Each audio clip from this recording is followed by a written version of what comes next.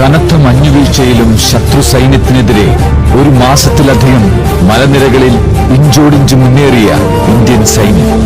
കൂടെയുള്ളവർ വേർപിരിയുമ്പോഴും തളർത്താത്ത വിപ്ലവ വീര്യവുമായി തിരിച്ചടിച്ച് തകർത്ത് കയറിയ ഇന്ത്യൻ സൈന്യം. ഓരോ ചുവടും കാർഗിൽ മലനിരകളിലൂടെ ഇന്ത്യൻ സേന മുന്നേറുമ്പോഴും തിളയ്ക്കുന്ന ദേശഭക്തിയുടെ കുതിപ്പുകളായിരുന്നു ഓരോ ഭാരതീയന്റെ ഹൃദയത്തിലും സംഭവിച്ചുകൊണ്ടിരുന്നത്. സായുധ പോരാട്ടത്തിൽ അന്തിമ വിജയം നേടി ഇന്ത്യ പാകിസ്ഥാന് അതേ നാണയത്തിൽ തിരിച്ചടിച്ച് പരാജയപ്പെടുത്തിയപ്പോൾ ഭാരതത്തെയും ഭാരതീയരെയും കണ്ണീരിലാഴ്ത്തി കടന്നുപോയത് 522 ധീരദേശാഭിമാനികളായ ജവാന്മാരായി.